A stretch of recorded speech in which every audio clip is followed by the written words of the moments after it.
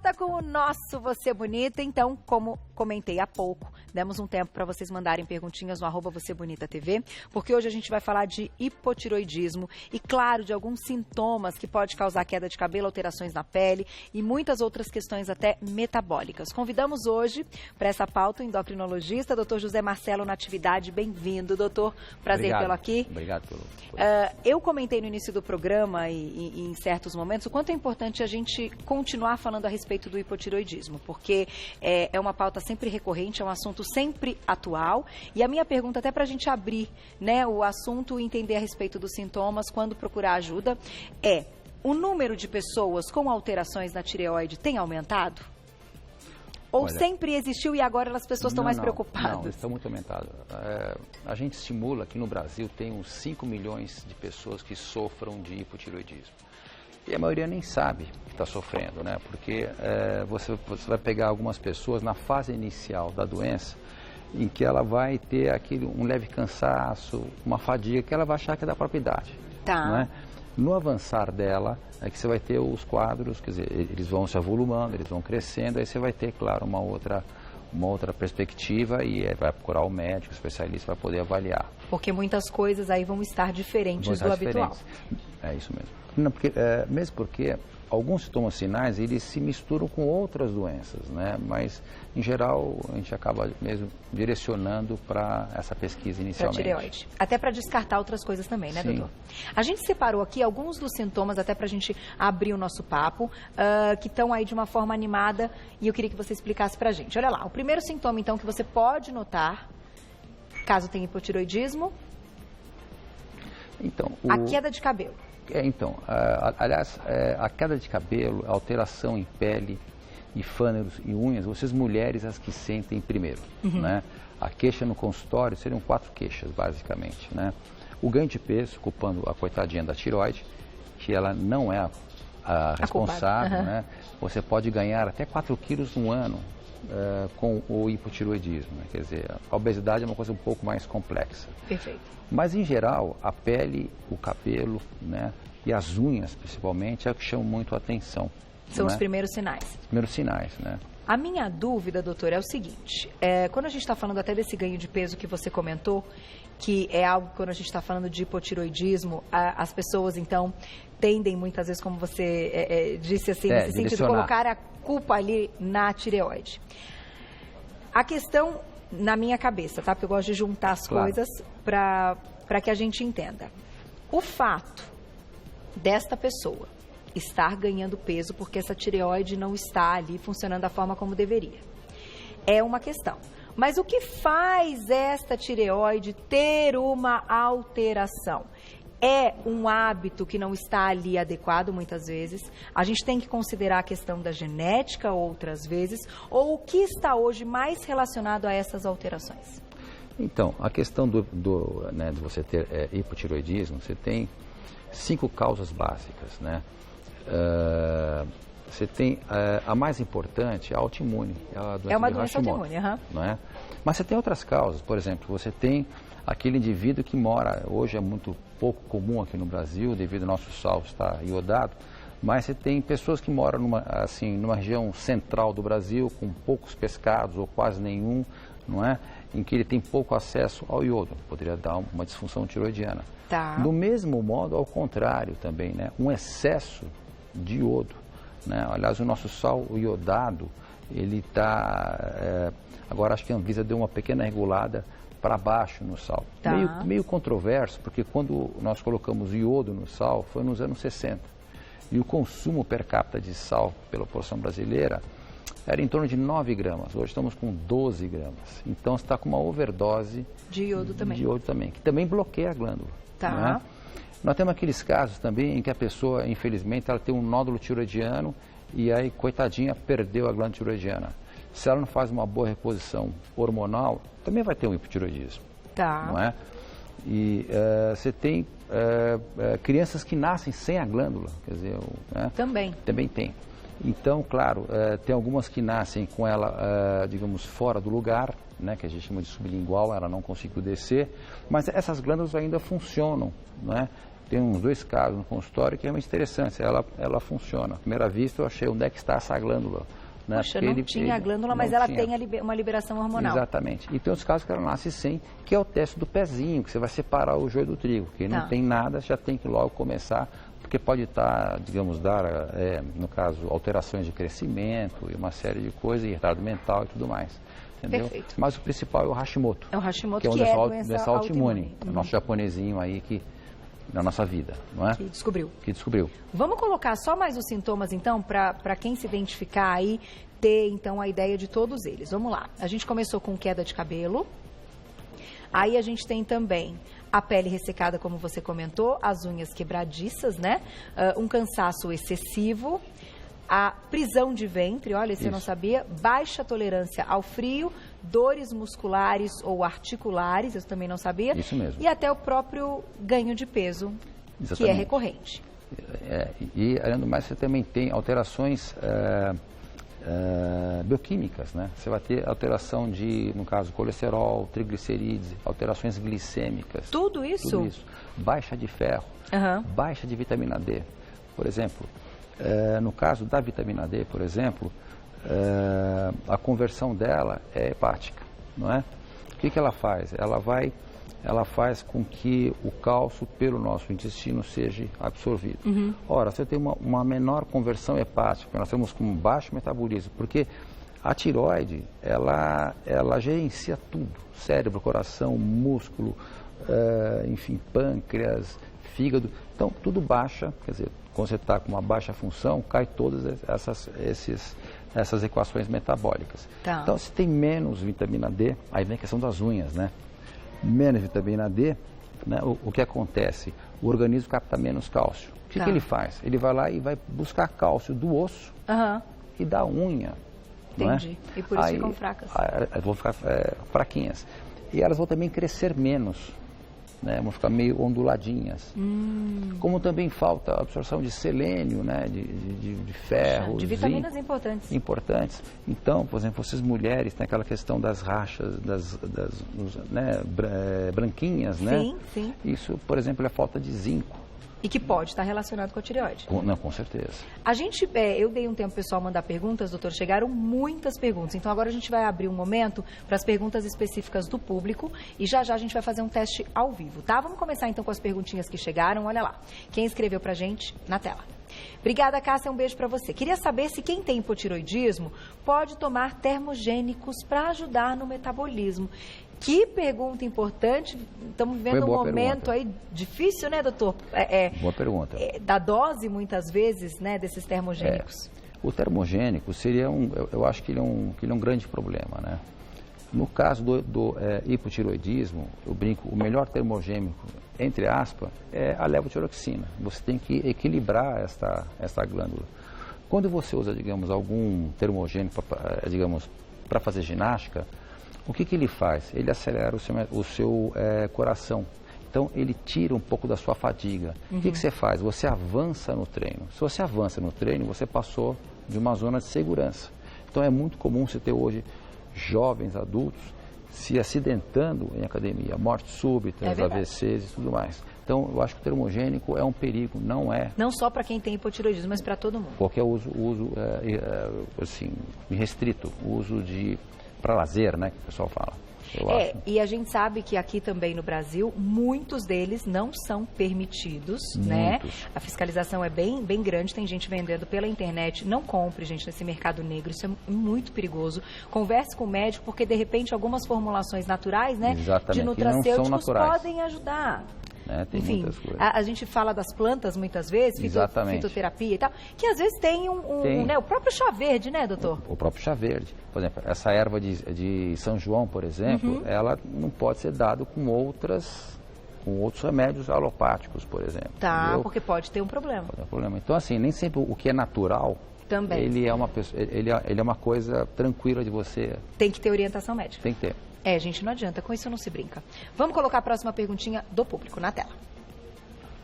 Obrigada, Keila, um beijo para você. O hipotiroidismo tem cura? Após diagnosticado, então, tenho percebido um aumento de peso crescente. O que fazer nesse caso? Então, aí são duas perguntas numa só, né? No caso, ele não tem cura. Claro, se você tem um hipotireoidismo crônico, né, autoimune, ele não tem cura. Então, muito bem, este ganho de peso, provavelmente, ele deve estar associado, talvez, a uma dificuldade de você estabilizar a glândula, né?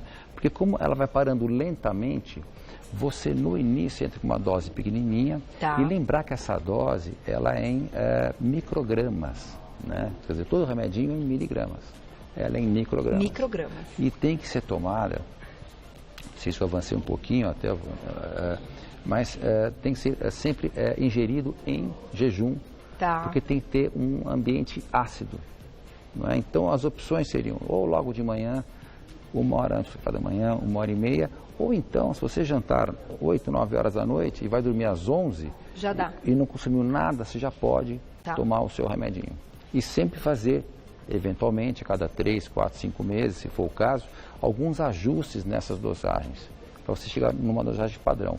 O ganho de peso, infelizmente, depois que ela está estabilizada, não tem muito a ver com ela. Ele não acontece. Ele não acontece. E o ideal é que, após estabilizá-la, a pessoa também comece a praticar uma atividade física, porque ela já vai estar com esse cansaço normalizado. Exatamente. Né? Ela não vai ter mais uma fadiga intensa devido à tireoide. Certo? Próxima perguntinha do público. Vamos lá. Obrigada, Letícia. Um beijo para você. Desconfio que meu marido está com algum problema na tireoide, mas no exame de sangue não é alterado. Isso é possível? É possível. Nós chamamos de... ele pode estar numa fase subclínica, né? Tá. Como é que a gente pode identificar? Primeiro, pelos exames laboratoriais, né? Você tem lá o TSH, que é um hormônio da hipófise, que comanda, claro, a glândula. Muito bem. Ele tem um screening, ele tem lá se diz, intervalo de normalidade. Ele vai de meio, geralmente, né, até 4,25. Mas aí você verificou que você tem lá um TSH acima de 3, 3,5. Embora ele esteja nesse intervalo de normalidade, provavelmente essa glândula deve estar com um andar abaixo na sua capacidade funcional. Tá. Então, aliás, eu pulei a fase inicial da pergunta. Se ele tem hipotireoidismo, para ele ter esse hipotireoidismo por Hashimoto, ele tem que ter os anticorpos positivados, tem que ter uma imagem no ultrassom que demonstre essas ranhuras, esse quadro inflamatório, não é? E aí sim, você vai ter um laboratório e o principal, que é a clínica, né? A clínica ela é soberana, né? Então, se ele tem um cansaço, uma fadiga, uma apatia que não tem explicação, deve-se sim considerar. E outra, se ele tem um parente ascendente que tenha avó, mãe, pai, então também tem que se considerar isso também. Aumenta a chance. Lembrando, gente, que a gente já fez pautas aqui no Você Bonita, pautas recentes ligadas a doenças autoimunes, então por isso eu perguntei a questão de onde vem, né, o hipotireoidismo, e você disse algumas possibilidades, mas a forma, enfim, que eu acho que está na maioria é a questão autoimune. E a gente já conversou aqui a respeito, que tem muita gente estudando hoje as doenças autoimunes com, de fato, um corpo inflamado e uma série de condições dos hábitos que a gente tem no dia a dia, do que a gente se alimenta, que vão promover aquele corpo que tem uma predisposição a desenvolver a doença autoimune, que caso ele não levasse um outro tipo de vida, talvez não desenvolvesse. Com certeza. Né, doutor? Então, isso é uma coisa que vocês estão ainda, né, tentando achar um consenso nisso. Claro que quem tem, vamos supor, já algumas doenças autoimunes, né? Por exemplo, doença celíaca, né? Doença de Crohn. Então, se você tem já essas doenças, você precisa ficar atento também para a doença tiroidiana. Nesse caso, cuidado com os alimentos. Aí tem o tal do glúten, né? Que pode sim. Pode ser inflamatório para muita gente, né? Pode ser, sim. Por quê? Porque ele tem já algumas doenças, no caso, autoimunes, e esse glúten, ele possui algo chamado gliadina, que é uma substância inflamatória. Então, essa gliadina, ela pode cruzar e tentar inflamar, por exemplo, a glândula tiroidiana. É um caminho complexo, mas é possível, sim. Não que vá acontecer, né? Mas é possível. Tá aí, gente. A gente vai debatendo, discutindo, sempre com a intenção de ajudar. Mais uma perguntinha do público na tela, olha lá. Obrigada, Renata, um beijo para você. Como o médico sabe quando precisa aumentar ou diminuir a dosagem do hormônio? Renata, essa pergunta é fantástica. O paciente tem que estar disposto também a contar tudo bem certinho, mas já o doutor responde. Deixamos uma perguntinha importantíssima, doutor. Eu acho que quando surge o diagnóstico do hipotireoidismo ou mesmo outros casos de problemas ligados à tireoide, até a retirada da tireoide, aí está a chave de toda a questão. Quando precisa aumentar ou diminuir a dosagem, como é que a gente sabe que está funcionando? É um momento de muita paciência, né? Sim. Esse ajuste, algumas vezes ele é rápido, não é? Outras demoram um pouquinho mais de paciência. Mas, geralmente, nós temos que você avaliar, no caso do laboratório, o TSH. Tá. Né? Ele é um parâmetro muito importante. Lembrar que TSH, então, não é um hormônio hipofisário, é um hormônio tiroidiano, é um hormônio hipofisário.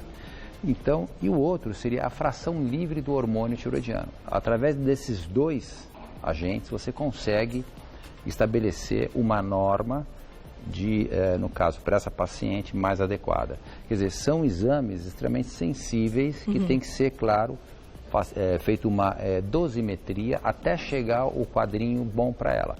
Esse quadro bom para ela pode durar quanto tempo depois que você estabiliza? Pode durar 6 meses, 1 ano. Porém, essa glândula dela continua ainda sofrendo o quê? Sofrendo avarias, não é?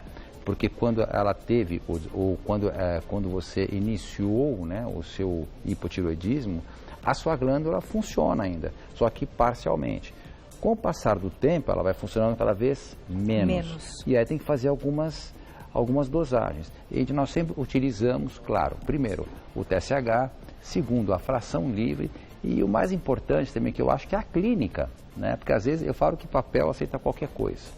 É verdade. Né? A clínica, o bate-papo com o paciente, do paciente relatar o que ele está sentindo, como ele acorda, como ele vai dormir. A textura da pele, como já falamos agora há pouco, os cabelos, não é? Se está se sentindo mais disposto. Né? O intestino funcionou, ela parou de ter, assim, alguma dificuldade de você perder peso e ficou mais fácil, né? Certo. Perdê-lo, quer dizer, e não ganhá-lo, né? Então, acho que são parâmetros que norteiam a gente. Tem que estar atento, gente. O nosso corpo dá avisos, né? Com certeza. Tanto dá avisos que a gente vai fazer um teste ao vivo. Vou pedir para você vir comigo, doutor, por favor, conversar com a Mari. Tudo bem, Mari? Mais uma vez com a gente, bem-vinda. Por quê? É possível fazer um teste, então, em casa. Autoexame em casa. Que é o autoexame. O que a gente tem que... Aqui, qual é o objetivo? Né? Encontrar o que com o autoexame? Então, nesse autoexame, claro que ele não vai substituir o ultrassom, nada disso, tá? Perfeito. No autoexame, o que nós buscamos? Se, de repente, ela pode encontrar um nódulo ou um aumento da sua tireoide. Certo. Tá? É um exame muito simples, feito em casa. Esse exame, quem que elaborou esse exame foi a Sociedade Brasileira de Cirurgia de Cabeça e Pescoço. Perfeito. Eles que, enfim, colocaram isso como uma coisa bacana para o público em geral ter uma ideia, né? Vamos lá, como é que a gente faz então? Então, como é que seria? Você vai estender o pescoço. Primeiro, nós temos que entender o seguinte: a tireoide, aqui está o pomo de Adão, né? Ou a cartilagem cricoideia. A tireoide fica logo embaixo dela, tá? Aqui nós temos também a fúrcula external. Na realidade, ela está logo embaixo. Ela está assim, no meio caminho entre essa pontinha do externo aqui, tá? E a cartilagem inferior da cricoide, tá certo? Okay. Aqui do pomo de Adão, tá certo? Então você vai estender bem o seu pescoço, vai colocar, claro, um espelho de maneira que você possa enxergar o seu pescoço, não é verdade? Se você puder. É um método assim que depois você pega a manha, né? O jeitinho é muito fácil. Quer vir aqui do lado? Espera aí que o Toninho vai vir agora. Aí, venha, querido. Pronto, podemos. E aí, com essa mãozinha aqui, você vai segurar um copo de água e você vai tomar alguns goles. Mas antes de tomar, você tem que observar o quê? O seu pescoço. Porque é o seguinte, quando você for tomar a água, a tireoide, ela vai subir e ela vai descer, tá? Eu vou pedir para virar um pouquinho, então, o espelho para a gente conseguir pegar a imagem do espelho, ver se você consegue. Mesmo que o Toninho apareça, né, Toninho? Aqui, ó, vamos ver. Aí, acertamos? É isso? Deu pra ver direitinho? A imagem está perfeita ali, ó. Se você quiser olhar no monitor, doutor, para ver. Tá perfeito. É aí, né? Tá perfeito. Então vamos lá. Mesmo. Ela vai beber água. Isso. Olha lá, a tireoide subiu e ela desceu. Aparentemente está com um tamanho bom, tá? E você não observa nenhum nódulo saliente. É bom lembrar que para você observar nódulo... Isso, aliás, você pode repetir. Só não pode ser com vinho, viu? Porque aí não vai. Ai, não dá certo. Aí não dá certo, né? Aí, ó. Ok, tá Que vendo? legal, Ela, ela né? tá Ver ela subindo e trabalhando ali. ela tá descendo. Nódulos visíveis são acima de 1 centímetro, 1 centímetro e pouquinho, tá? Ok. Nódulos abaixo disso não. Mas você pode encontrar Acima uma glândula... de 1? Acima de 1 centímetro. Tá, 1,5 menores não. Não, É não. só uma, só realmente só com a palpação. através de ultrassom, De ultrassom. entendeu? Agora, você pode observar uma glândula maior, que é o famoso bócio. Então, Tá. você engole, você vê é uma massa subindo, maior do que você imaginaria. Tá. Pode ser que tenha alguma coisa aí. Então, Tá até certo? para ficar claro para o público, é um teste que o normal é ter um tamanho que, quando você note, não chame tanta atenção, seja algo exatamente. que passe como, Isso. né, não te faça assim, nossa, mas está um pouco inchado, me parece inchado. E que não tem nada aí predominando que tenha um aspecto Aliás, volumoso. foi muito bom você lembrar. Por exemplo, tem aqueles pescocinhos mais gordinhos, em que você tem aquelas gordurinhas. Tá. Né? Então, quando você for engolir, você vai ver que essas gordurinhas, elas não se movem. Tá. Então, isso é gordura. O outro ponto, você não deve confundir o gogó, né? Tá certo? O pomo de Adão com a tireoide. Ela fica embaixo logo sempre, embaixo, tá? Porque ele vai também subir um pouquinho, entendeu? Tá. E aí, na dúvida, procurar um especialista. Então, eu pedi para né? você tomar aguinha de novo, por favor. Aí a gente vai fechar aqui de novo nela, ó. Pra gente ver mais uma vez. Olha lá. O pombo de Adão também sobe, mas a tireoide aqui, olha lá, aqui, tá vendo? né? Ela tá logo embaixo, tá vendo? Aqui, olha lá. Ah, que legal. Entendeu? Agora, se ela tem um nódulo muito proeminente, ela vai aparecer. E aí, você vai estar em desespero? Não vai no Google também não. O que você faz? Marca com o teu médico, não é? Com o teu endocrinologista, que ele vai pedir os exames necessários. É bom lembrar, para quem tem nódulo ou nesse momento descobriu um nódulo, que dos nódulos da tireoide, cerca de 90% são benignos. Tá? Apenas de 5% a 10% tem um índice de malignidade ou são malignos. Então, graças a Deus, quer dizer, não é que não tem que se preocupar. Sim. Mas não é para ficar desesperado e tudo mais. Tem que fazer com calma, fazer né? com calma, doutor? tá bom? Quanto tempo a gente tem, Glaucio? 1 minuto. Menos de 1 minuto agora. Deixa eu agradecer o doutor, então. O site, para quem quiser saber mais, é o endocorpclinica.com.br, endocorp com P mudo, clínica.com.br.